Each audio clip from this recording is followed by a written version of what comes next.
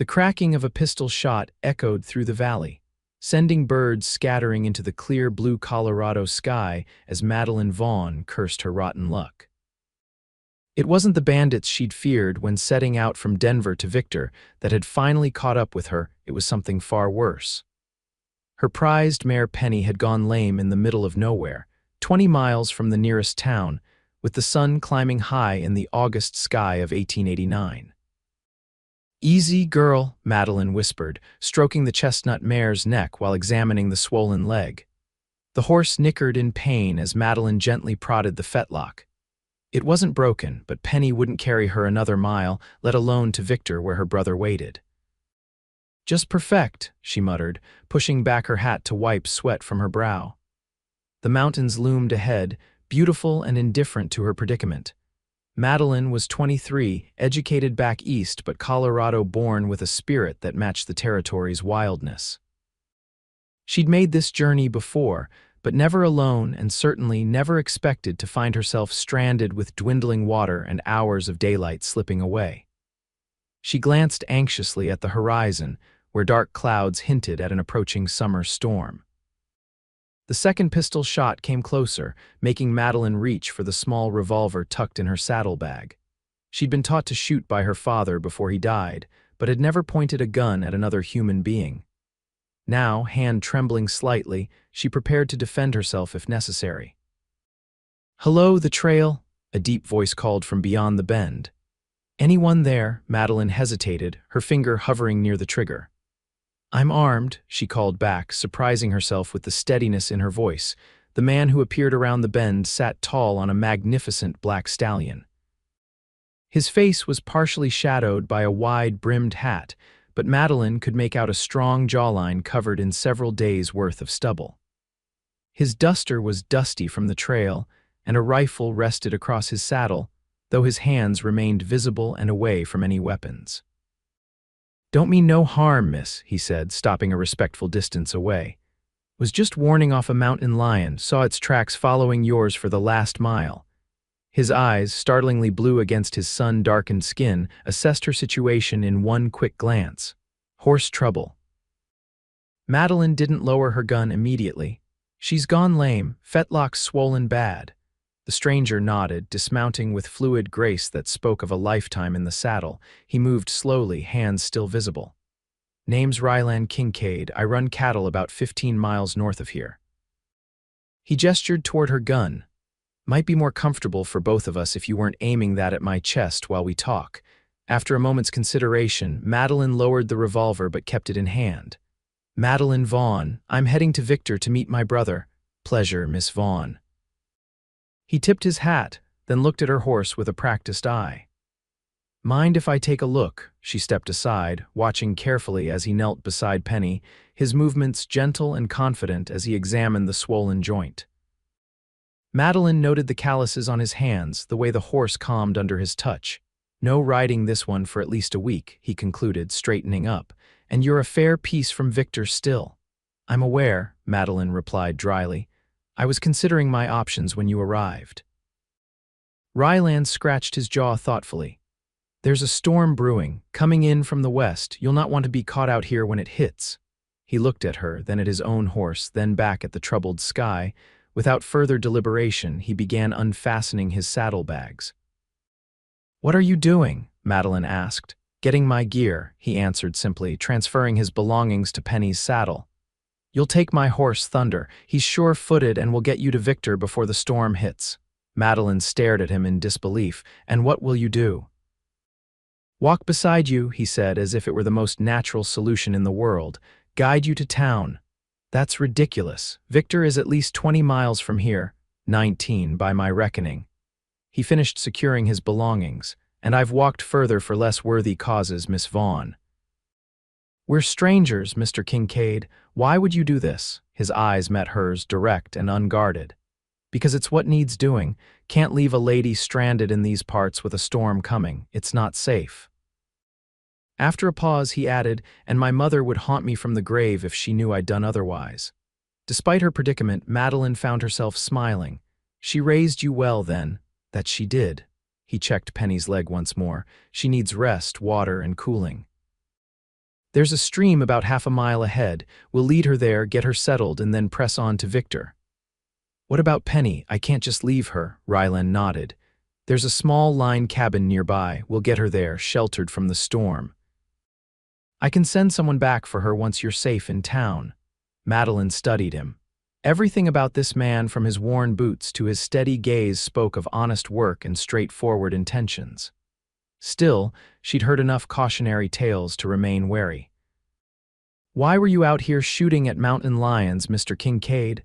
Wasn't hunting them special. Been tracking a stray heifer for 2 days. He gestured to the hills. Found what was left of her about 3 miles back. Then noticed the cat's tracks following yours and thought I'd better scare it off. The casual mention of the predator sent a chill down Madeline's spine. She'd been completely unaware of the danger. So, Rylan continued, do we have an agreement, Miss Vaughn?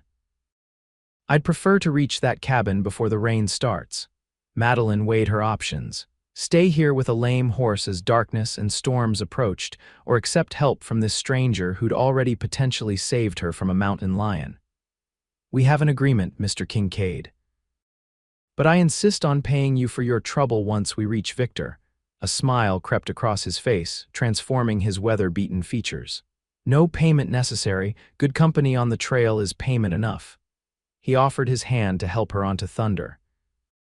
As Madeline settled into Ryland's saddle, adjusting to the unfamiliar feel of his horse, she watched him take Penny's reins and begin leading both horses toward the stream. The storm clouds were moving faster now, and the wind carried the distinct scent of rain. You'll find Thunder responds better to leg pressure than rain, Rylan advised. He's smart enough to follow a trail, but he has opinions about how to do it. Much like his owner, I suspect, Madeline remarked before she could stop herself.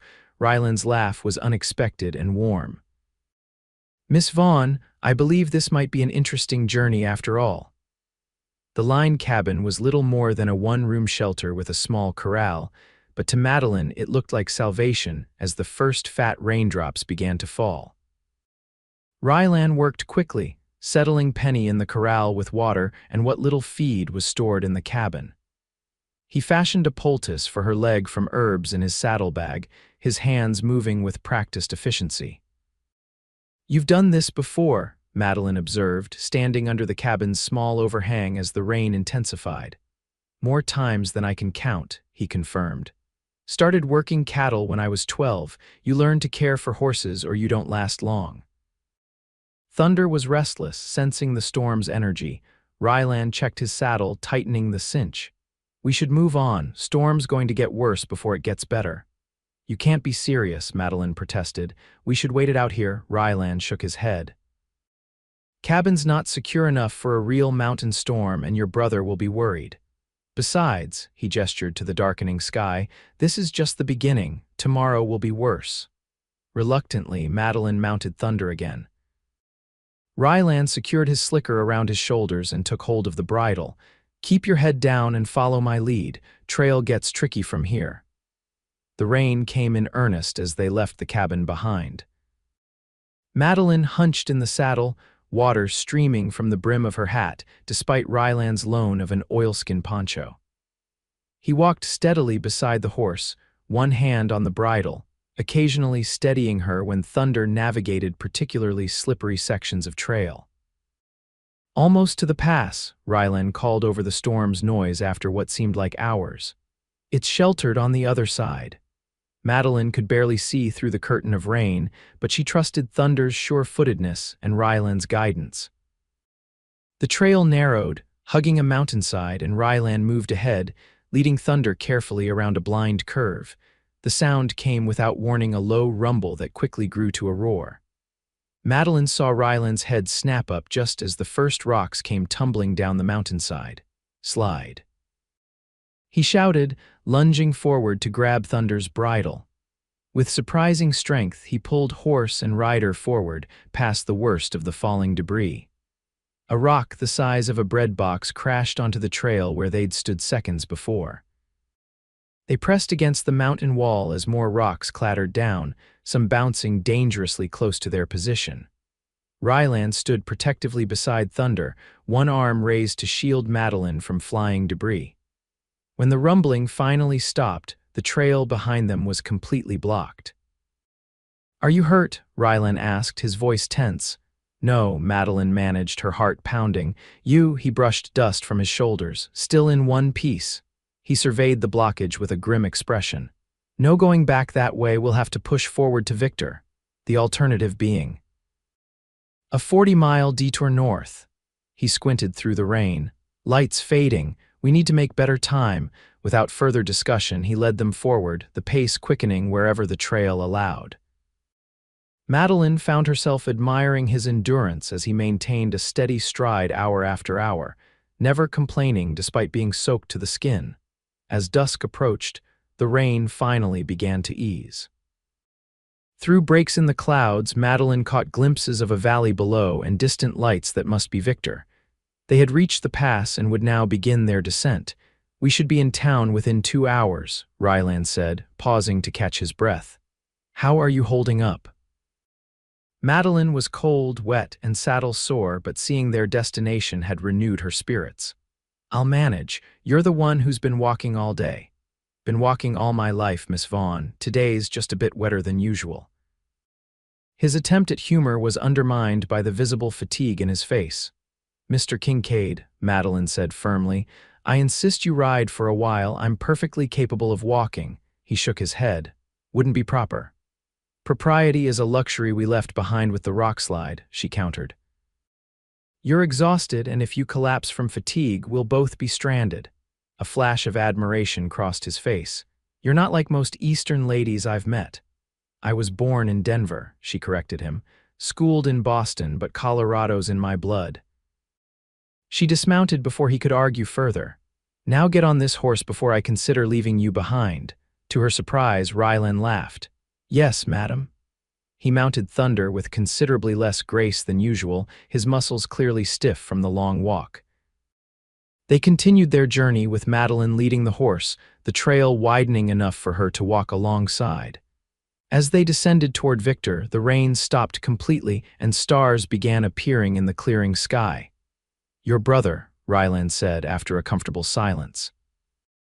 "Is he meeting you in Victor for pleasure or business?" "Both, in a way. He's established himself as an assayer there. The gold mines are bringing prosperity to the region." She glanced up at him. "I'm to help him set up a proper home and perhaps teach at the school they're building." "A teacher, then?" "Among other things, I studied mathematics and natural sciences." Ryland whistled low. "Impressive. Victor could use more education, plenty of money flowing through those hills, but not enough knowledge to manage it properly. And you, Mr. Kincaid. Is cattle your life's ambition?" He was quiet for a moment. "It's what I know. My father worked cattle in Texas, brought us north when I was 15, built something from nothing." He looked toward the horizon. "When he died 5 years back, the ranch came to me. 2,800 acres, 400 head of cattle, and more responsibility than I ever wanted." "You don't enjoy ranching." "Didn't say that." His voice softened. "There's freedom in it. Dawn rides, open country, honest work, but it's solitary, especially these last few years." The vulnerability in his admission touched Madeline. "It must be difficult, some days." He straightened in the saddle. "But not as difficult as what you're facing. Starting fresh in a mining town isn't easy, especially for a woman of education." "I've overcome bigger challenges," she said with more confidence than she felt. Ryland nodded. "I believe you have, Miss Vaughn." By the time they reached the outskirts of Victor, full dark had settled over the valley. The mining town glowed with lamplight, surprisingly busy despite the late hour. Madeline had visited once before, but in daylight. At night, with its saloons and gambling halls in full swing, it had a different energy, wilder and less restrained. "Your brother's place?" Ryland asked, dismounting as they approached the main street. "On Pine Street, near the new church." Madeline suddenly felt awkward. This man had saved her from certain danger, possibly even death, and now they would simply part ways. "Mr. Kincaid, I don't know how to thank you properly." "No thanks needed." He took Thunder's reins. "I'll see you safely to your brother's door." They walked side by side through Victor's muddy streets, drawing curious glances from townsfolk. Madeline was acutely aware of her bedraggled appearance, her once neat traveling dress now sodden and mud-spattered, her hair having long escaped its pins. Rylan looked equally trail-worn, but carried himself with the natural dignity of a man unconcerned with appearances. Pine Street was quieter, lined with newer homes built with mining wealth. Madeline recognized her brother's house from his descriptions, a modest two-story with a small front garden. Lights glowed in the windows and smoke curled from the chimney. "This is it," she said, stopping at the gate. "My brother Matthew's home." Before she could knock, the door flew open, and a tall man with Madeline's same dark hair rushed out. "Maddie, thank God." Matthew Vaughn embraced his sister tightly, then held her at arm's length. "I've been worried sick. You were due hours ago." "I ran into some trouble," Madeline explained, gesturing to Rylan. "This is Mr. Kincaid. He saved me when Penny went lame." Matthew turned to Rylan, taking in his exhausted, mud-covered appearance.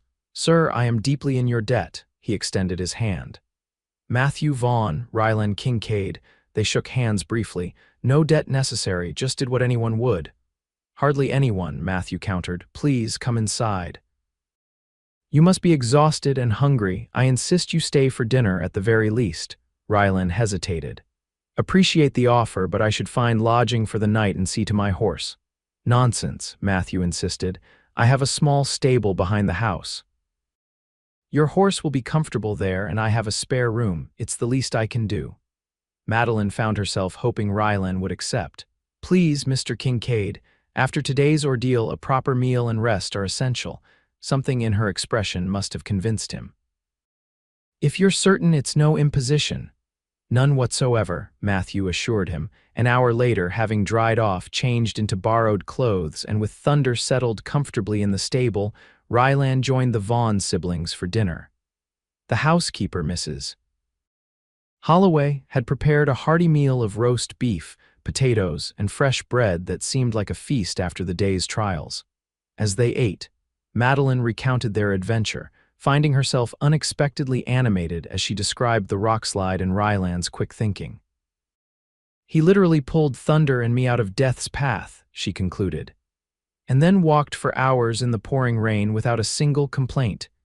"You're embarrassing me, Miss Vaughn," Rylan said quietly, though a slight flush colored his cheeks. Matthew raised his glass. "To Mr. Kincaid, then, a true gentleman of the West." "And to your sister," Rylan responded, lifting his own glass, "who showed remarkable courage through it all." Madeline felt a warmth that had nothing to do with the fire crackling in the hearth. There was something about the way Rylan looked at her with genuine respect, and perhaps something more that made her pulse quicken. "Tell me, Mr. Kincaid," Matthew said, refilling their glasses, "what brings you to these parts? Victor's a fair distance from decent grazing land." "Business, mostly. Looking to arrange better prices for my beef with some of the mining companies." Rylan set down his fork. "And I've been considering some investments. The railroad spur they're building to Cripple Creek could change transportation in these parts." "You have a good eye for opportunity," Matthew nodded approvingly. "The mines are producing more gold each month. Victor will be a real city before long." The conversation continued pleasantly, ranging from local politics to cattle prices to Madeline's experiences in Boston. She found herself watching Rylan as he spoke, the way his hands gestured to emphasize points, the genuine interest he showed in Matthew's work, the subtle humor that occasionally surfaced in his comments. Despite his rough exterior, he was well-informed and thoughtful. When Mrs. Holloway brought in apple pie for dessert, Matthew excused himself briefly to retrieve something from his study. In his absence, a comfortable silence fell between Madeline and Rylan. "Your brother seems a good man," Rylan observed. "The best," Madeline agreed. "He's been my guardian since our parents died, insisted I complete my education before joining him here." She traced the rim of her water glass with one finger.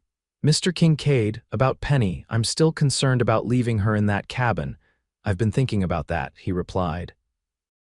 "I have business in town for 2 days. After that, I can retrieve her and bring her here if that suits you." Relief flooded through her. "That would be wonderful. I'd be happy to pay you for." He raised a hand to stop her. We've already settled that matter, Miss Vaughn, no payment.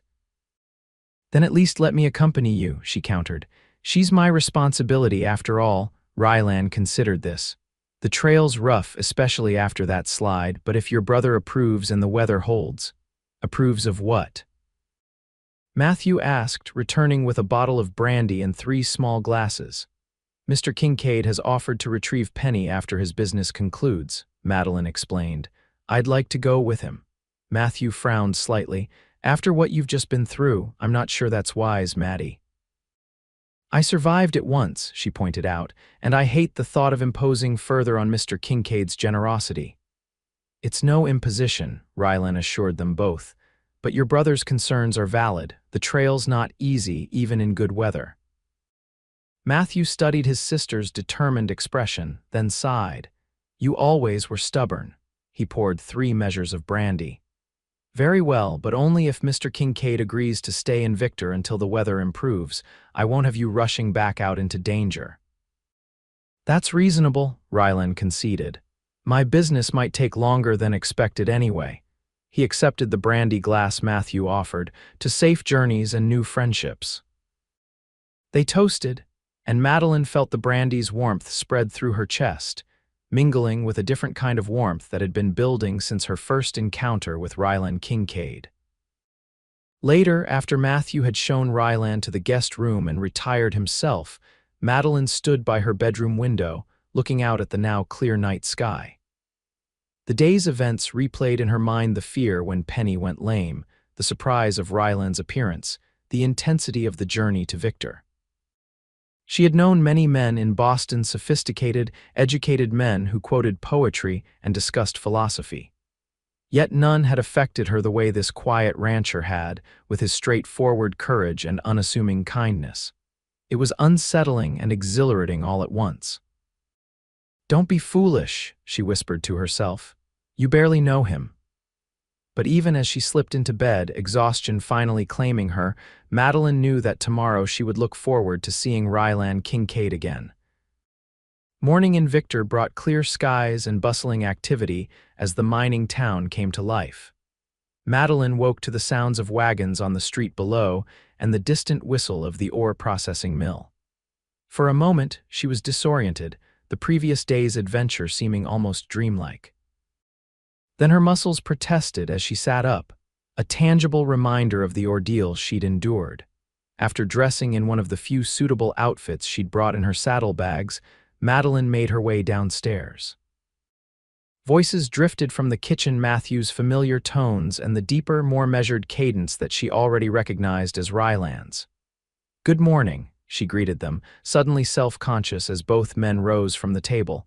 Maddie, Matthew smiled. How are you feeling? A bit sore, but otherwise fine. Her eyes met Rylan's briefly. He looked different in the morning light, freshly shaven, his dark hair still damp from washing, wearing clean clothes that Matthew must have lent him. The borrowed shirt strained slightly across his broader shoulders. Miss Vaughn, Rylan nodded respectfully. Glad to see you recovered. Thanks to you, she replied, taking the chair Mrs. Holloway pulled out for her. And please, after yesterday's adventures, I think you might call me Madeline. A slight smile tugged at the corner of his mouth. Madeline, then, and I'm Rylan to my friends. Friends, she echoed, accepting a cup of coffee from Mrs. Holloway. I suppose saving someone's life does accelerate the acquaintance process. Matthew chuckled. Indeed it does.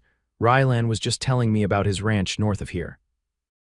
Sounds like quite an operation. It keeps me busy, Rylan said modestly, though not as busy as your assayer's office seems to keep you. The mines don't rest, and neither can I, Matthew agreed. Speaking of which, I should be going. The morning samples will be waiting. He rose, kissing the top of Madeline's head. Will you be all right today? I could postpone my meetings. Don't be ridiculous, Madeline assured him. I'm perfectly fine. I thought I might explore the town a bit, get my bearings. Actually, Rylan interjected, I was hoping you might accompany me this morning. I need to arrange feed and boarding for Thunder at the livery, and then I have a meeting with the supply manager at the Independence mine. He hesitated. Your knowledge of mathematics might be helpful when reviewing their commissary contracts. Madeline raised an eyebrow. Are you offering me employment, Mr. Kincaid? Offering the benefit of your expertise, he corrected, a glint of amusement in his eyes. Unless you had other plans. No other plans, she admitted, and I'd be interested to see the mining operations up close. Matthew looked between them thoughtfully. The Independence is one of our more reputable operations. Still, Maddie. I'll be perfectly safe with Mr. Kincaid, she assured her brother, surprised by her own certainty. Rylan, he corrected gently. With Rylan, she amended, feeling a small thrill at the informality. After breakfast, they set out into the bustling streets of Victor. The mining town had grown significantly since Madeline's last visit 2 years ago. New buildings stood where there had been vacant lots, and the streets teemed with miners, merchants, and the various characters drawn to a boom town. It's changed, Madeline observed as they walked toward the livery stable. Gold has a way of transforming places, Rylan replied, not always for the better. You don't approve of mining towns, he considered his answer carefully. They burn bright but often brief. I've seen towns like this rise and fall with the ore veins. His eyes scanned the wooden structures lining the street. People stake everything on golden dreams, but few plan for when the gold runs out.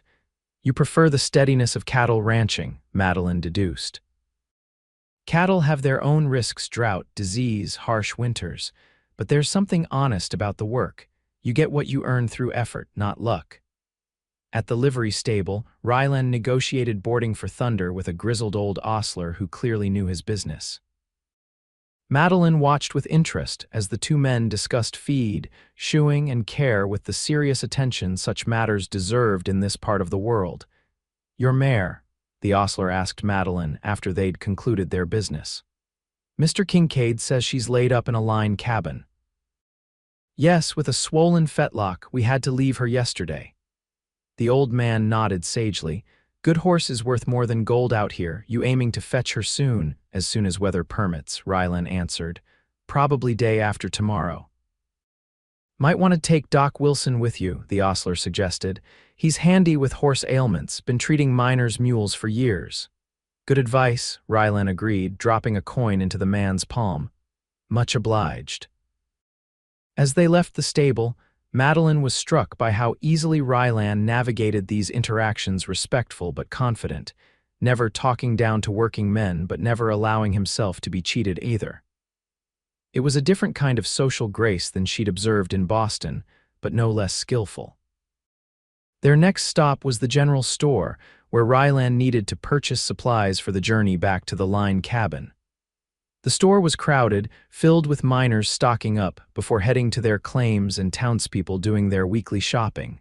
Mr. Kincaid. The shopkeeper called from behind the counter. Heard you were in town. How's the beef business? Steady as always, Jenkins. Rylan shook the man's hand. This is Miss Vaughn, Matthew's sister. The assayer's sister. Welcome to Victor, miss. Jenkins beamed. Your brother's a fair man. We need more like him in these parts. As Rylan selected supplies, Madeline browsed the store's eclectic inventory, everything from mining equipment to ladies' hatpins, arranged with little regard for organization. She paused at a display of books, surprised to find recent publications among them. The mine managers' wives demand the latest novels, Jenkins explained, noticing her interest. Try to keep a respectable selection, though freight costs make them dear. I see you have Whitman, Madeline noted, picking up a volume of poetry. Not my taste, but it sells to the educated types, Jenkins replied. You a reading lady, Miss Vaughn. I am indeed, she smiled. Though I left most of my library in Denver. When she rejoined Rylan at the counter, she found him adding the Whitman volume to his purchases. You didn't need to, she began. Consider it trail reading, he said quietly, for when we retrieve your horse. The simple thoughtfulness of the gesture touched her more deeply than any elaborate gift might have. Thank you. Their final stop before the mine was the telegraph office, where Rylan sent a message to his foreman about his extended stay in Victor. As they waited, Madeline noticed a wanted poster on the wall, a rough sketch of a hard-faced man with a substantial reward offered for his capture. Lucas Barrow, Rylan said, following her gaze. Robbed the stage to Cripple Creek twice this month. Is that common around here? More than it should be. Gold shipments are tempting targets. He frowned at the poster. Barrow's dangerous, killed a guard on his last job. A shadow crossed Madeline's mind. We were fortunate not to encounter any such characters yesterday. Very fortunate, Rylan agreed soberly, though I suspect even Barrow would have thought twice about being out in that storm. The Independence mine lay a mile outside town, its head frame and processing buildings sprawling across the mountainside.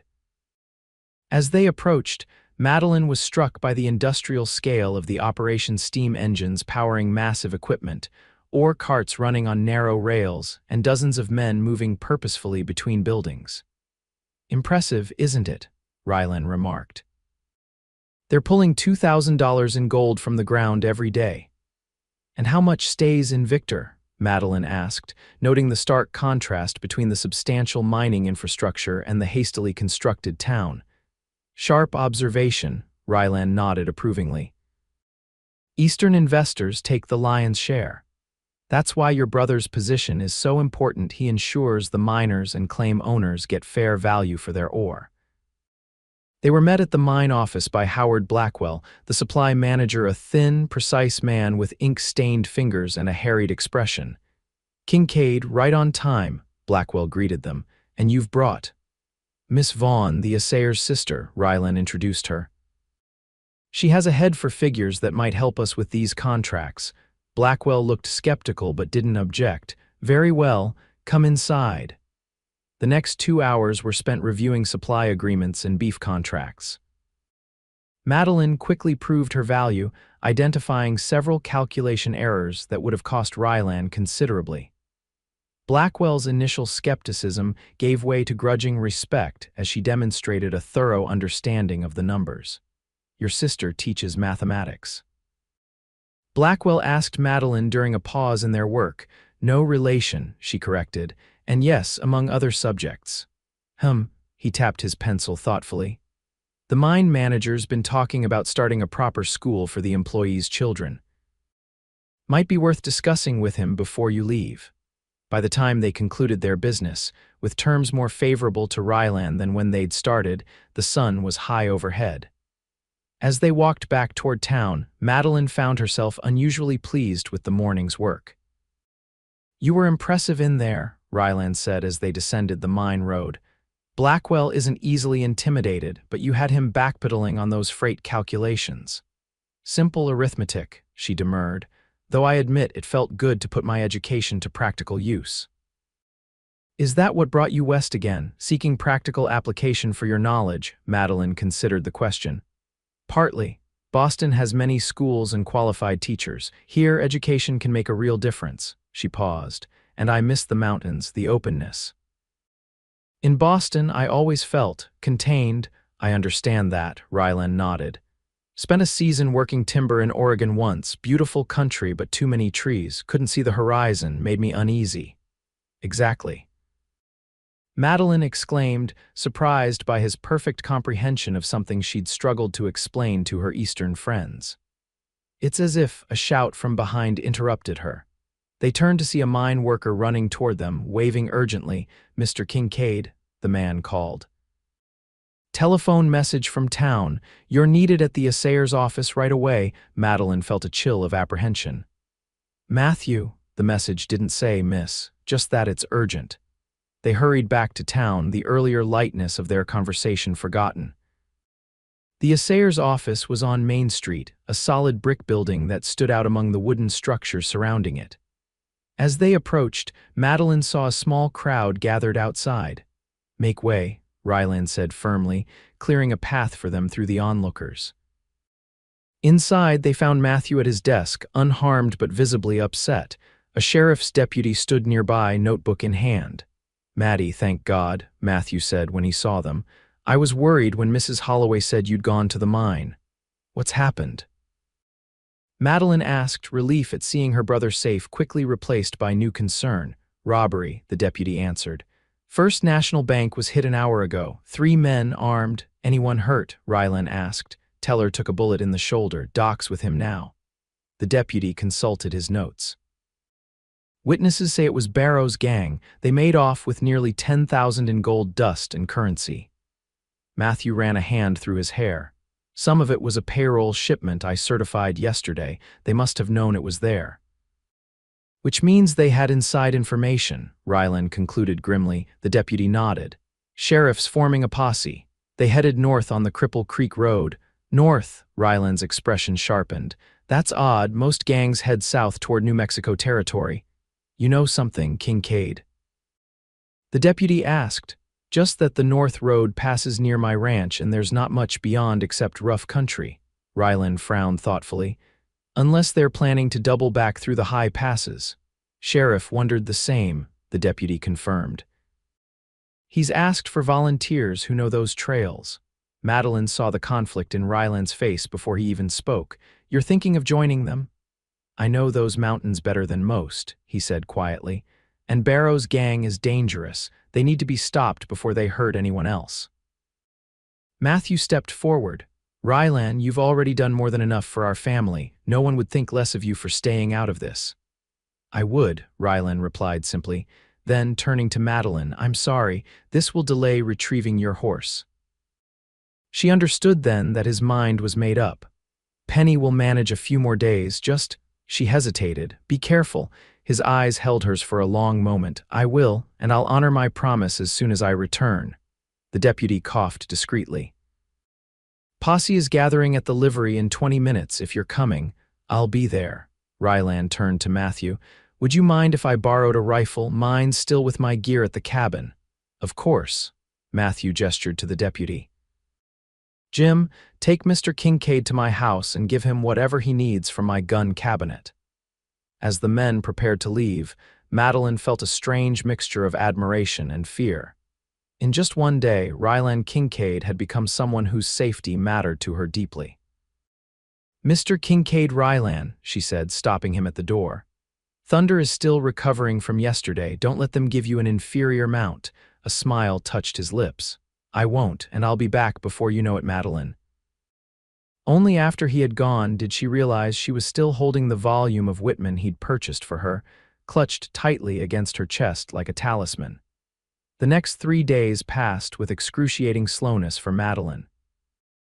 She tried to occupy herself by helping Matthew organize his home, meeting local women who might become friends, and exploring the possibility of teaching positions mentioned by Blackwell. But her thoughts constantly returned to Ryland and the posse, somewhere in the mountains pursuing dangerous men. News arrived sporadically. The posse had found the robbers' abandoned horses. They discovered a campsite, still warm. They were tracking the gang through difficult terrain. Each report brought temporary relief that the pursuit continued, followed by renewed worry about the dangers involved. On the afternoon of the third day, Madeline was arranging books in Matthew's study when she heard commotion in the street. She rushed to the window to see riders coming into town, the returning posse, moving slowly, some men clearly injured. Without pausing to grab a hat or shawl, Madeline hurried outside. The town had gathered to meet the returning lawmen, making it difficult to see individual riders. She pushed through the crowd, scanning faces desperately. They got Barrow, someone near her said, shot him when he resisted. What about the others? Another voice asked. One dead, one captured, and the money recovered, most of it. Madeline barely registered these details, still searching for the one face that mattered. Then the crowd parted and she saw him, Ryland, dismounting from an unfamiliar horse, dusty and unshaven but wonderfully, blessedly alive. Their eyes met across the street, and something passed between them that made the surrounding noise and movement fade away. Without conscious thought, Madeline moved toward him. You're back, she said when she reached him, suddenly unsure what else to say. I promised I would be.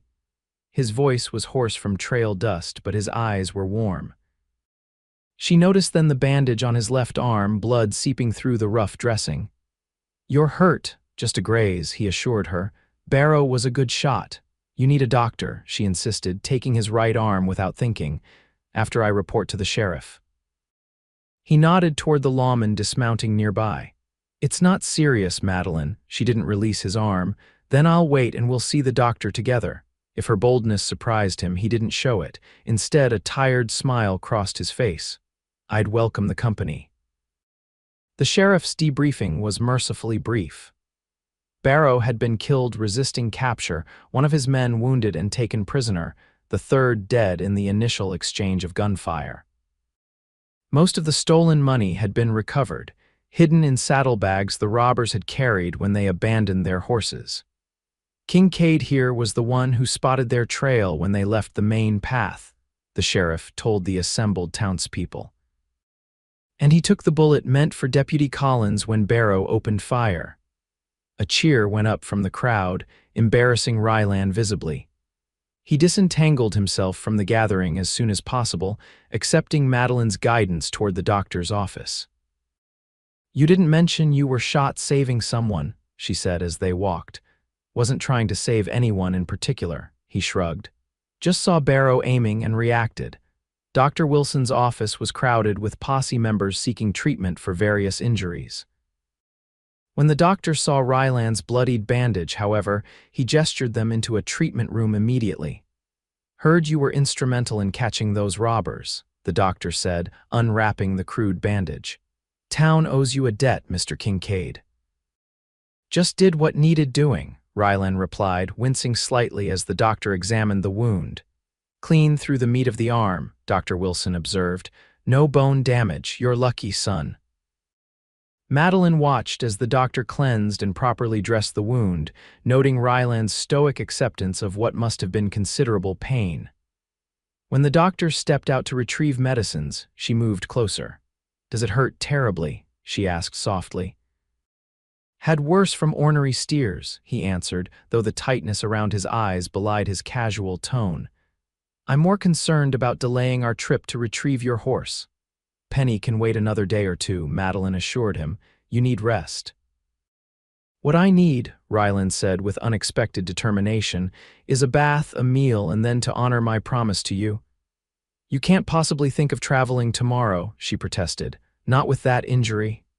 "The day after, then, if the doctor agrees." His expression softened. "I gave my word, Madeline. That matters to me." She realized then that this wasn't merely stubbornness, but something deeper, a code he lived by that defined his character. "The day after tomorrow," she conceded, "if Dr. Wilson approves and the weather holds."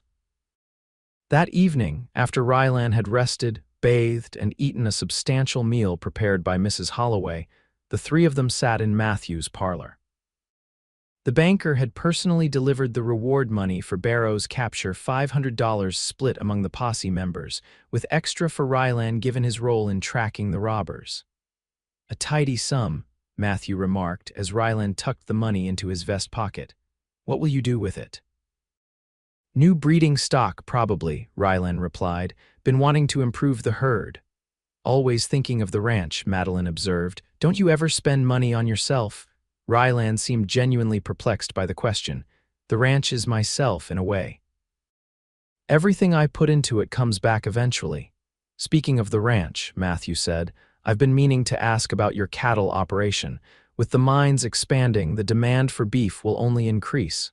Might be opportunity there." The conversation turned to business, with Matthew expressing interest in potentially investing in Ryland's ranch. As the men discussed figures and projections, Madeline found herself watching Ryland, the animation that came into his face when he spoke about his land, the quiet confidence with which he outlined his plans for expansion. She had known many ambitious men, but Ryland's ambition was different, not for wealth or status, but for building something enduring, something that aligned with his values. It was, she realized, incredibly attractive. When Matthew excused himself to fetch cigars, a comfortable silence fell between them. Ryland's gaze drifted to the Whitman volume on the side table. "Have you had a chance to read it?" he asked. "A little," Madeline admitted. "It's quite progressive." A smile tugged at his lips. "Too progressive for a Boston-educated lady?" "Not at all," she replied, matching his teasing tone, "though perhaps unexpected from a cattle rancher." "My mother was a schoolteacher before she married my father," Ryland explained, his expression softening with memory. She brought her books west with us, read to us every evening, said poetry was as necessary as bread. She sounds wonderful, Madeline said gently. She was. He looked directly at her then. She would have liked you, I think, your independence, your mind. The simple statement affected Madeline more deeply than any elaborate compliment might have. Before she could respond, Matthew returned, and the moment passed, but the warmth it kindled remained. 2 days later, with Dr. Wilson's reluctant approval, they set out to retrieve Penny from the Line cabin. The weather was perfect, clear skies, mild temperatures, the mountains vivid against the horizon. Rylan rode a horse borrowed from Matthew, his injured arm now properly bandaged and supported by a sling. Madeline rode beside him on a gentle mare from the livery stable. "Your arm is paining you," she observed as they left the town behind. "It's manageable," he replied, adjusting his position in the saddle. "More annoying than painful." "You're a terrible liar, Mr. Kincaid." That earned her a genuine laugh. "My mother said the same thing, could never get away with anything as a boy." The journey that had been so harrowing in the storm was pleasant now, the trail dry and easily navigable, the landscape breathtaking in the clear light. They rode at an easy pace, talking comfortably about everything and nothing: Madeline's studies in Boston, Ryland's experiences driving cattle, books they had read, places they had seen. By midday, they had reached the pass where the rockslide had occurred. The trail had been partially cleared, enough for single-file travel. "Careful here," Ryland cautioned as they navigated the narrowed path. Still unstable, they made it safely across, continuing their descent toward the valley where the Line cabin stood. As they rode, Madeline found herself wishing the journey would last longer. There was something about being alone with Ryland in this vast landscape that felt right in a way she couldn't quite articulate. "There it is," Ryland said eventually, pointing to the small structure nestled among trees beside a stream. "Your horse should be—" He stopped abruptly, his posture tensing. "Something's wrong." Madeline followed his gaze. The cabin door stood open, swinging slightly in the breeze. The small corral beside it was empty. "Penny," she whispered, fear clutching at her heart. "Stay here," Ryland instructed, dismounting smoothly despite his injured arm. He loosened his pistol in its holster and approached the cabin cautiously. Madeline ignored his directive, sliding from her saddle and following at a slight distance. Her eyes scanned the area for any sign of her horse. Ryland reached the cabin first, peering inside before entering. Moments later he emerged, his expression grim. "Someone's been here recently?" "Penny." "No sign of her." He moved to the corral, examining the ground. "Tracks here, more than one horse, 3, maybe 4. Rustlers?" Madeline asked, her stomach sinking. "Possibly." Ryland continued his examination, walking in a widening circle around the cabin. "Or." He stopped, kneeling to study something in the dirt. "What is it?" "Boot print, city-made, not ranch wear." He looked up, his expression suddenly alert. "And this?" He held up a small brass shell casing. "What does it mean?" Ryland stood slowly. "It means we might have stumbled onto Barrow's remaining gang member." He scanned the surrounding hills. "The third man who escaped during the shootout." Fear rippled through Madeline, but she forced herself to remain calm. "What do? "We follow the tracks," Ryland said decisively. "But carefully. If it is Barrow's man, he's desperate and dangerous." "I'm coming with you," Madeline stated before he could suggest otherwise. Ryland studied her face. "It could be dangerous." "So was being stranded with a lame horse," she countered. "Yet here we are." After a moment's consideration, he nodded. "Stay close and do exactly as I say." He checked his pistol, then adjusted his sling to give himself more mobility. The tracks lead north into rougher country. They mounted and set off, following the trail of hoofprints that led away from the cabin. Ryland rode slightly ahead, his eyes constantly scanning the terrain around them. Madeline found herself watching for any movement, any sign of threat or, more hopefully, of Penny.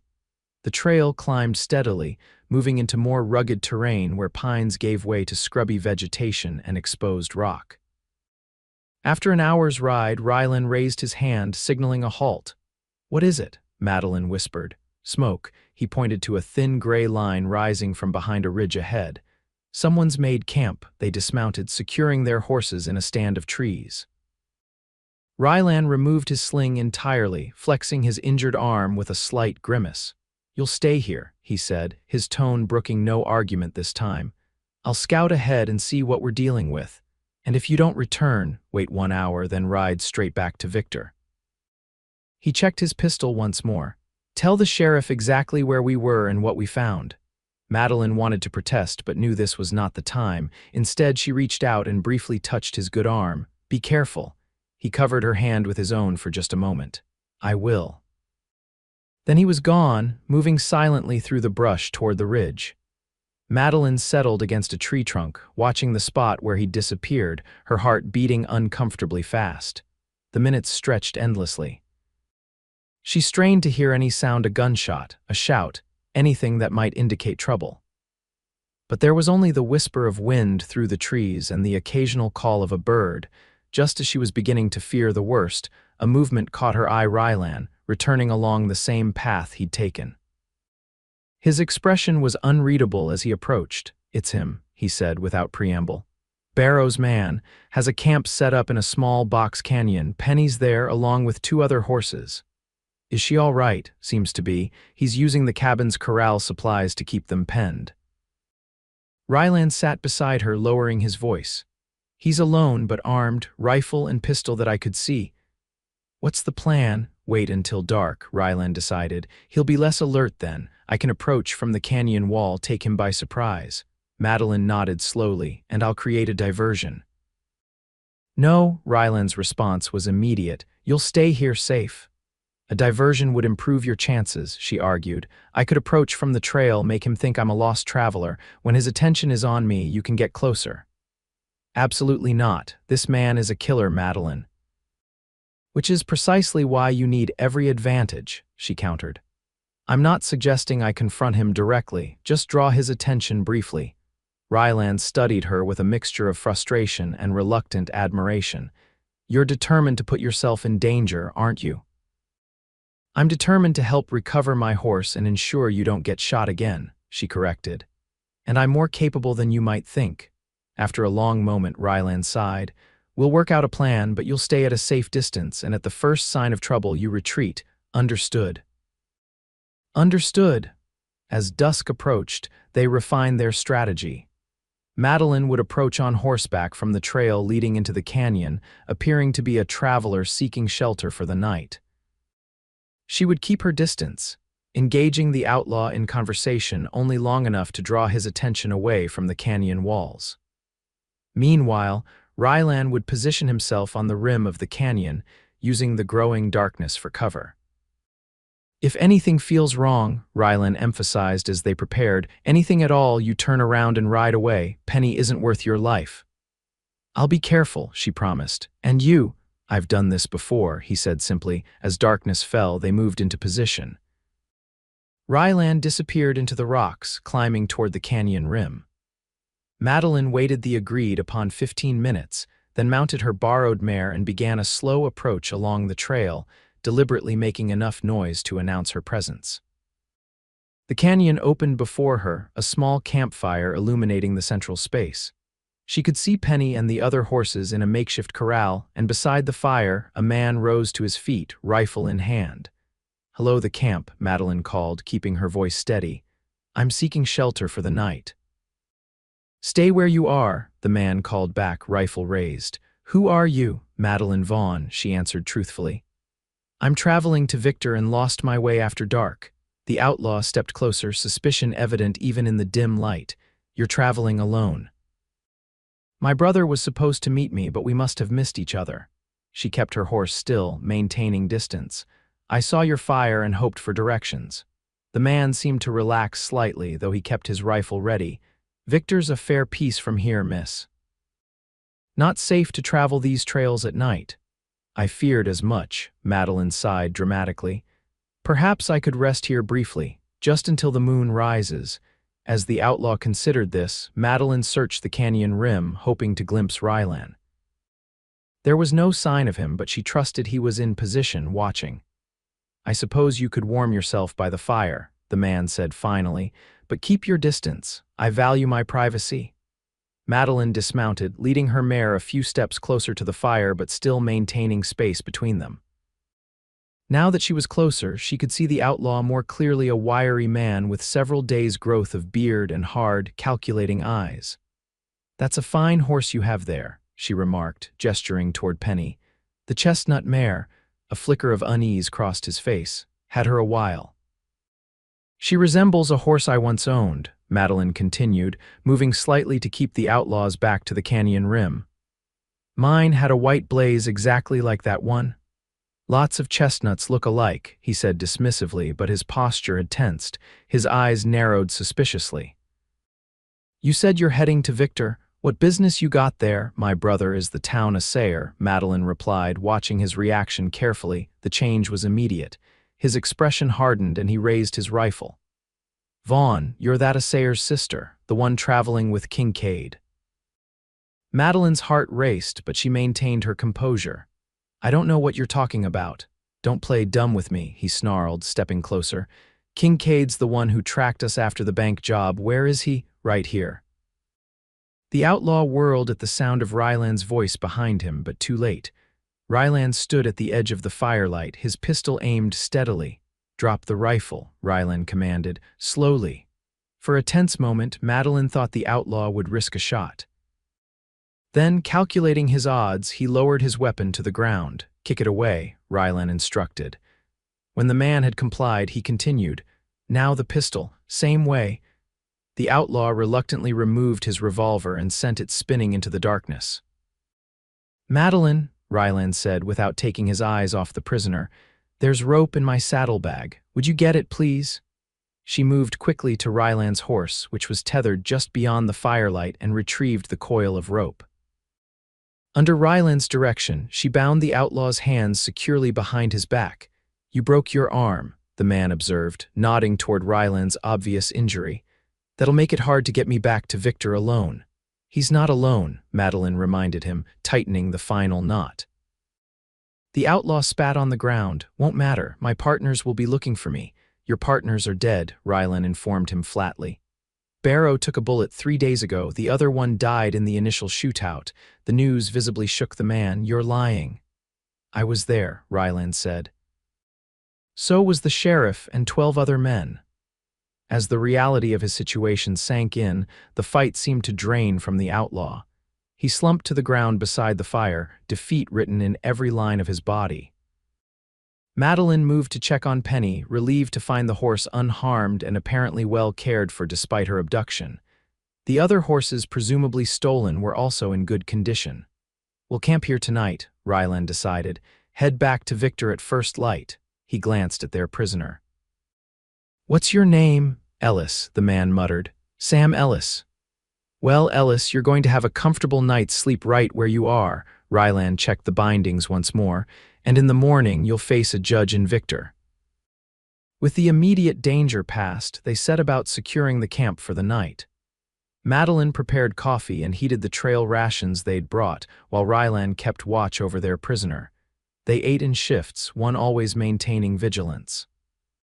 As the fire burned low, Madeline found herself sitting beside Ryland a short distance from where Ellis dozed fitfully, bound hand and foot. "That was brave, what you did," Ryland said quietly, "and foolish. It worked, didn't it?" She replied, wrapping her blanket more tightly around her shoulders against the night chill. "This time." He stared into the dying flames. "When he recognized you, when he raised that rifle, I've never been so scared in my life." The admission, spoken so softly she almost didn't hear it, touched something deep within her. "I was terrified too," she confessed, "but I knew you were there." "How could you be so sure?" he asked, turning to look at her. "We'd only just met days ago." Madeline considered the question seriously. "I'm not entirely sure," she admitted. "But from the moment you offered thunder to a stranded stranger, I sensed you were someone who could be trusted, someone who does what's right, even when it's difficult." He was quiet for so long she wondered if she'd said too much. When he finally spoke, his voice was husky with emotion. "When I found you on that trail," he said, "with your lame horse and that tiny revolver, looking both frightened and fierce, something happened, something I can't explain." He hesitated. I've spent most of my adult life alone, Madeline. Content with that aloneness, but these past few days. I know, she whispered, finding courage to place her hand over his. I feel it too. His fingers intertwined with hers, warm and strong. What happens when we reach Victor? I don't know, she answered honestly. I came to help Matthew to teach, perhaps. I didn't expect. This, he echoed with a small smile. A fine word for something so indefinable. It's early days yet, Madeline said softly, but I think perhaps we might have time to define it properly. In the faint glow of the embers, his eyes held hers, and for a breathless moment she thought he might kiss her. Instead, he raised her hand to his lips, the gesture somehow more intimate than a kiss might have been. We should rest, he said. Long ride tomorrow. They returned to Victor the next day with Ellis securely bound to his saddle, the stolen horses in tow, and Penny following contentedly behind Madeline's borrowed mare. Their arrival caused a stir, with the sheriff and several deputies meeting them at the edge of town. Ellis, the sheriff confirmed after examining their prisoner. The last of Barrow's gang. Good work, Kincaid, again. Miss Vaughn deserves equal credit, Ryland said firmly. She played an essential role. The sheriff looked skeptical but tipped his hat to Madeline nonetheless. Then the town's gratitude extends to you as well, madam. As Ellis was led away to the jail, Matthew pushed through the gathering crowd to embrace his sister. When you didn't return yesterday, I was worried sick, he scolded. And now I find you've been capturing outlaws. It wasn't quite like that, Madeline demurred. We were just retrieving Penny. And stumbled upon a wanted bank robber by coincidence, Matthew said dryly. He turned to Rylan. You seem to have a habit of involving my sister in dangerous adventures, Mr. Kincaid. Not by design, I assure you, Rylan replied seriously, though she handles herself remarkably well in such situations. Matthew's stern expression softened. That she does, always has since we were children. He glanced between them, noting something in their expressions. I suggest you both come home and rest. Mrs. Holloway has prepared a veritable feast in anticipation of your return. That evening, after baths and proper meals had restored them, Matthew raised an unexpected topic over brandy in the parlor. I've been considering your cattle operation, Rylan, he said, and I have a proposition. The bank holds deed to a parcel adjoining your property 500 acres with good water rights. Previous owner defaulted on his loans last year. Rylan leaned forward with interest. The old Ferguson place. The very same. The bank's been looking for a buyer, but it's too far from town for most miners' taste. Matthew swirled his brandy thoughtfully. I could arrange favorable terms if you're interested. I'd be very interested, Rylan acknowledged. That water alone would improve my grazing capacity significantly. Madeline watched the exchange with growing awareness. Matthew was offering more than a business opportunity. He was creating a reason for Rylan to remain connected to Victor and to them. There would be one condition, Matthew continued, confirming her suspicion. The bank prefers local investment. It would strengthen your position if you maintained a residence in Victor, perhaps a small house in town for when business brings you here. Ryland's eyes flickered briefly to Madeline before returning to Matthew. I see, that's not unreasonable. I thought you might agree. Matthew smiled knowingly. We could review the particulars tomorrow if you like. Tomorrow would be fine, Rylan agreed. Later, when Matthew had retired for the night, Madeline joined Rylan on the small porch behind the house. The night was clear, stars brilliant above the silhouette of mountains. My brother isn't particularly subtle, Madeline observed, settling into a chair beside him. Rylan chuckled softly. About as subtle as a branding iron. Does that bother you? Not at all. He turned to face her. In fact, I'm grateful. He's given me a perfect excuse. Excuse for what? For seeing where this might lead, Rylan said quietly, between us. Madeline felt warmth spread through her that had nothing to do with the evening air. And where do you think it might lead, Mr. Kincaid? He considered the question with the seriousness it deserved. I don't know exactly, but I know I'm not ready to say goodbye to you, Madeline Vaughn. Not by a long shot. Then don't, she said simply. In the silver light of the rising moon, Rylan finally did what they'd both been thinking about since the night in the canyon. He leaned forward and kissed her gently at first, then with growing intensity as she responded. When they finally parted, breathless and a little stunned by the power of what they'd shared, Madeline knew with absolute certainty that her life had changed irrevocably. "Stay in, Victor," she whispered. "Not just for the land or my brother's banking terms.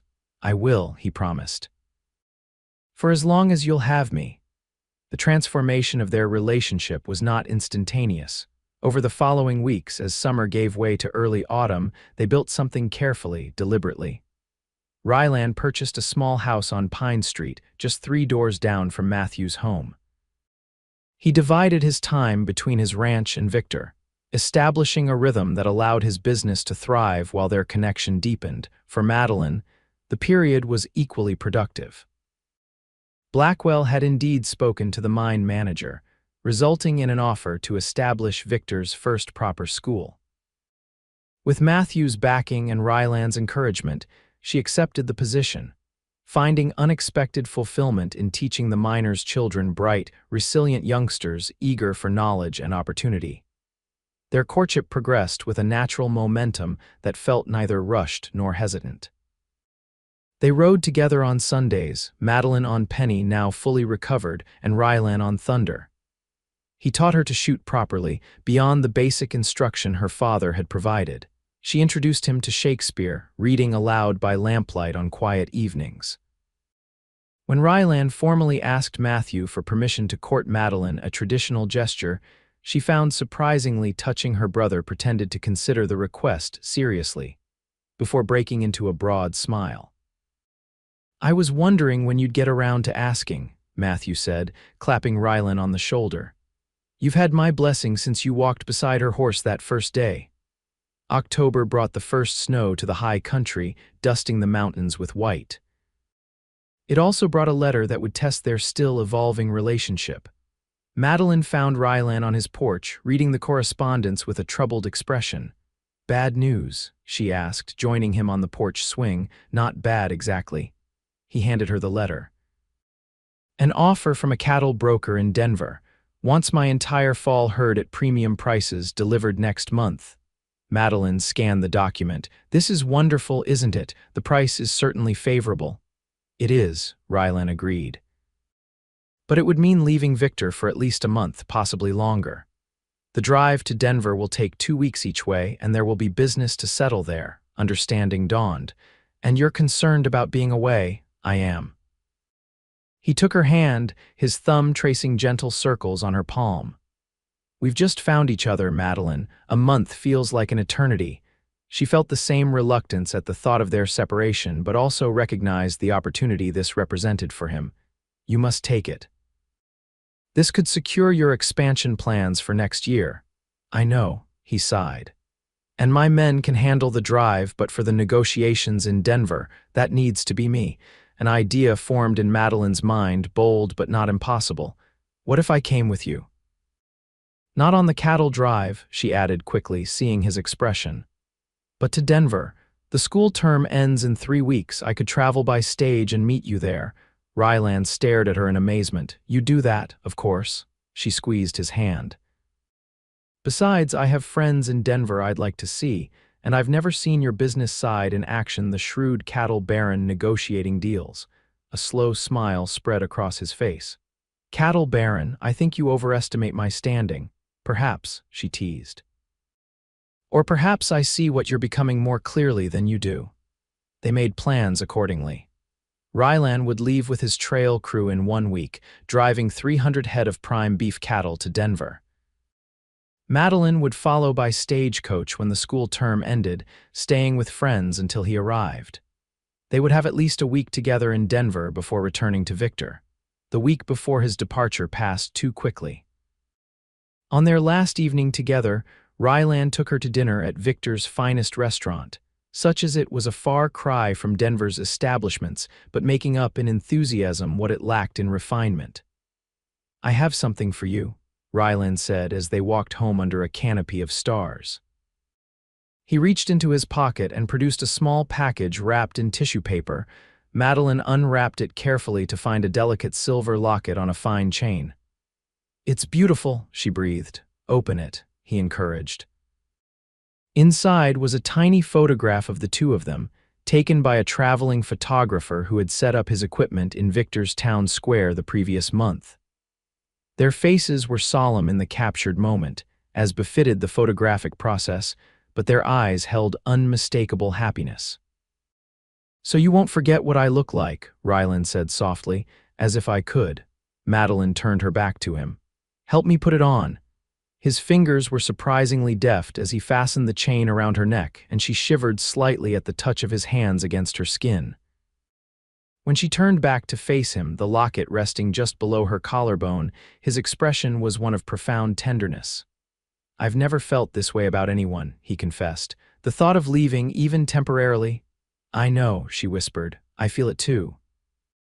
He kissed her then, more deeply than ever before, and Madeline responded with equal fervor, pouring into the embrace all the emotions that words seemed inadequate to express. When they finally parted, both breathless, Rylan rested his forehead against hers. "1 month," he promised.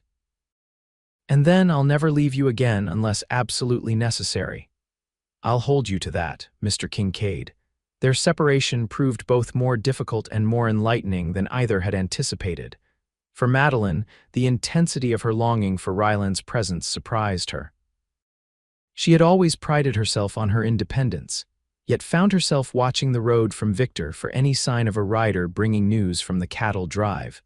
For Rylan, the long days on the trail provided ample time for reflection. The drive itself went smoothly, good weather, few predators, cattle in prime condition, leaving his mind free to contemplate the remarkable turn his life had taken. By the time they reached the outskirts of Denver, he had made a decision that would alter his future irrevocably. Their reunion in Denver was joyous. Madeline, waiting at the hotel where Rylan always stayed when in the city, rushed into his arms the moment he appeared in the lobby, heedless of the dust from the trail that still clung to his clothes. "Never again," she declared after they had exchanged rather more enthusiastic greetings than was strictly proper in public. "A month is entirely too long." "Far too long," he agreed, holding her at arm's length to better see her face. "You're even more beautiful than I remembered." The week that followed was magical. While Rylan conducted his business during the days, selling his cattle at the excellent price promised and purchasing supplies for the ranch, their evenings were spent exploring Denver together. They attended the theater, dined in elegant restaurants, and walked through the city parks, relishing each other's company after the long separation. On their final night in Denver, Rylan took Madeline to dinner at the Brown Palace Hotel, the city's most prestigious establishment. He seemed unusually nervous throughout the meal, checking his pocket repeatedly and stumbling over conversation that normally flowed easily between them. "Is something wrong?" Madeline finally asked as they finished dessert. "You seem distracted." "Not wrong," he assured her. "Just important." He took a deep breath. "Madeline, these past months have been the happiest of my life." "Mine too," she said softly. "When I found you on that trail with your lame horse, I had no idea my life was about to change completely." He reached across the table to take her hand. "I've come to realize that my ranch, my work, everything I've built means nothing without you to share it with." With his free hand, he withdrew a small velvet box from his pocket and placed it on the table between them. "I had this made here in Denver. It's not as fancy as what you might have had in Boston, but Rylan," Madeline interrupted gently, her heart racing. "Ask me." He opened the box to reveal a ring, a single diamond set in gold, simple but exquisitely crafted. "Madeline Vaughn, will you marry me? Will you build a life with me, share my ranch and my name, and let me love you for the rest of our days?" Tears blurred her vision as she nodded. "Yes," she whispered. "Yes, with all my heart." He slipped the ring onto her finger, a perfect fit, then raised her hand to his lips. Around them, other diners who had witnessed the moment broke into spontaneous applause. "When?" Madeline asked as they walked back to their hotel, her hand securely in his, the new ring catching the light of the street lamps. "As soon as you like," Rylan replied. Tomorrow, if a judge could be found, she laughed. Matthew would never forgive us, and I'd like a proper wedding, even if a small one. Christmas, then, he suggested. A winter wedding in Victor? Perfect, she agreed, leaning into his side as they walked.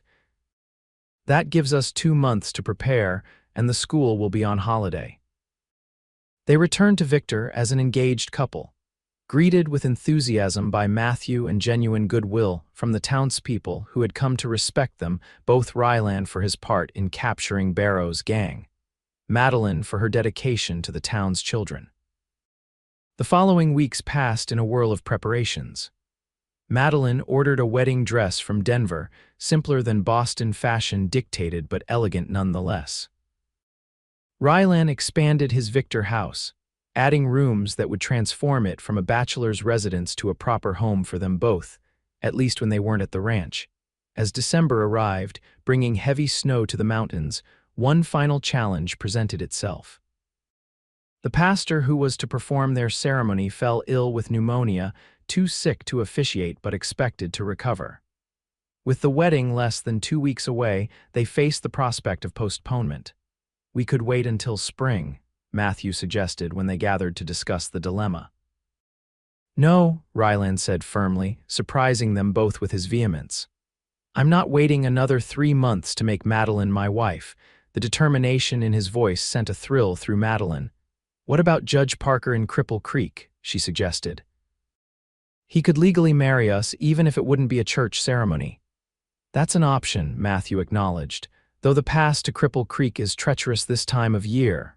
Or, Ryland said thoughtfully, we bring the judge here. He outlined a plan that was typically straightforward. He would travel to Cripple Creek with 2 experienced mountain men, bring Judge Parker back to Victor for the ceremony, then ensure his safe return afterward. It's risky, Matthew cautioned.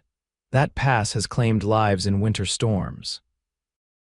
I'm aware, Ryland acknowledged, but we'll watch the weather carefully and only attempt it during a clear spell. He turned to Madeline. If you'd prefer to wait, though. I wouldn't, she said simply, but I don't want you risking your life for a wedding date. Not just a date, he corrected. A beginning, our beginning. In the end, they compromised. Ryland would attempt to bring Judge Parker from Cripple Creek, but only if the weather remained clear. If conditions deteriorated, they would postpone until the spring thaw made travel safer. Fortune favored them. A high-pressure system moved in, bringing cold but crystal-clear days perfect for mountain travel. Ryland and his companions made the journey to Cripple Creek and back without incident, returning triumphantly with Judge Parker, a jovial man who declared himself honored to officiate at the wedding of Victor's heroes, as he put it. December 24, 1889, dawned bright and cold, the mountains surrounding Victor gleaming white under a flawless blue sky. The town's small church, though without its pastor, had been decorated with evergreen boughs and red ribbons for the Christmas Eve service that would follow the wedding. Madeline stood in a small anteroom, Matthew beside her, waiting for the signal that would begin her walk down the aisle. Her dress, ivory silk with delicate lace at the collar and cuffs, complemented the small bouquet of hothouse roses Matthew had secretly ordered from Denver at considerable expense. Nervous? Her brother asked, straightening his tie. Not about marrying Ryland, she answered honestly. Just about doing it in front of the entire town. Matthew chuckled. That was inevitable. You two are quite the sensation in Victor. He offered his arm. Ready, at her nod, he opened the door. The small church was filled to capacity, every resident of Victor who could possibly attend apparently present. At the altar stood Judge Parker, resplendent in his judicial robes, and beside him, Ryland clean-shaven, hair neatly trimmed, wearing a new suit that fit his broad shoulders perfectly. As Madeline began her walk down the aisle on Matthew's arm, Ryland's eyes never left her face. The naked adoration in his expression made her heart skip a beat. This man, this strong, honorable, remarkable man, was about to become her husband. The ceremony itself was brief but meaningful. They had written their own vows, simple declarations of love and commitment that reflected their journey from strangers on a mountain trail to partners for life. When Judge Parker finally pronounced them husband and wife, Ryland's kiss was both reverent and passionate, drawing appreciative murmurs from their assembled friends. The celebration that followed at the town hall was joyous, with seemingly everyone in Victor contributing something: food, music, decorations. Dancing continued well into the night, with Madeline and Ryland at the center of it all, unable to stop smiling, unwilling to be separated even momentarily. As midnight approached, they slipped away to begin their life together in the newly expanded house on Pine Street. Standing in the doorway, Ryland swept Madeline into his arms to carry her across the threshold. "Welcome home, Mrs. Kincaid," he whispered as he set her gently on her feet inside. "Home," she repeated, looking around the warm, inviting space that would be theirs. "It has a wonderful sound." Later, as they lay in the quiet darkness of their bedroom, Madeline rested her head on Ryland's chest, listening to the steady beat of his heart. "Do you ever think about how different our lives might have been if Penny hadn't gone lame that day?" she asked softly. "Sometimes," he admitted, his fingers tracing lazy patterns on her bare shoulder. "But then I remember something my mother used to say, that the most important turns in our lives often seem like misfortunes at first. Wise woman, your mother, she was." He pressed a kiss to the top of her head. "She also said that when you find something truly precious, you never let it go." His arms tightened around her. "I found you, Madeline, and I'm never letting go." Spring arrived in the Colorado mountains, bringing with it new beginnings. The school term ended, giving Madeline the summer months to divide between Victor and the ranch. Ryland's expansion of the property had been successful, the additional water rights proving even more valuable than anticipated. Together, they began planning improvements to the ranch house that would make it more comfortable for extended stays. On a warm June evening, as they sat on the porch of that ranch house watching the sunset paint the distant mountains gold, Madeline shared news that would complete their journey. "I visited Dr. Wilson yesterday," she said, her voice carefully casual. "He confirmed what I've suspected for a few weeks now." Ryland turned to her, hope and question in his eyes. "Madeline," she took his hand and placed it gently on her still flat stomach. "We're going to have a baby, Ryland, in January." Joy transformed his face as the news registered. "A baby." He seemed unable to find words, pulling her instead into a careful embrace that conveyed everything words could not. "Are you happy?" she whispered against his shoulder. "Happy doesn't begin to describe it," he murmured, his voice thick with emotion. "I never thought, never dared hope for such completeness." They held each other as darkness fell, planning and dreaming. Their child would know both worlds, the refinement of Victor and the freedom of the ranch. They would provide both education and practical skills, culture and courage. "Boy or girl, this child will be extraordinary," Ryland predicted, his hand still resting protectively over their unborn baby. "How could they be otherwise with you as their mother?" "And you as their father," Madeline added softly. As stars appeared in the velvet sky above them, Madeline reflected on the remarkable chain of events that had led to this moment. A lame horse, a chance encounter, a generous cowboy who offered his mount and walked beside her. Such a simple act of kindness, yet it had changed everything. "What are you thinking about?" Ryland asked, noticing her contemplative expression. "About how sometimes the things that seem like our worst misfortunes lead us exactly where we need to be," she replied. "I was so angry when Penny went lame that day. I had no idea it was actually the luckiest moment of my life." Ryland smiled, drawing her closer. "Mine too, Mrs. Kincaid. Mine too." On a crisp January morning in 1891, with snow blanketing the countryside, their son was born, Robert Matthew Kincaid, named for Ryland's father and Madeline's brother. Strong and healthy from his first breath, he entered the world in the Victor house, attended by Dr. Wilson and welcomed with overwhelming love by his parents. As Madeline held their son while Ryland sat beside them, his arm protectively around them both, she knew with absolute certainty that their story, which began with a stranded traveler and a generous cowboy, had only just begun its most beautiful chapter. "Thank you," she said softly to her husband. For what? He asked, gently touching their son's tiny hand. For stopping on that trail, for giving me your horse, for walking beside me. She looked up at him, her eyes shining, for everything that followed. Rylan leaned down to kiss her tenderly. I would walk beside you forever, Madeline. And I will. Outside, snow began to fall again, adding fresh whiteness to the winter landscape. But inside their home, warmth and love created a haven against all storms, a testament to the extraordinary journey that had brought them together, and the even more extraordinary life they would share in the years to come.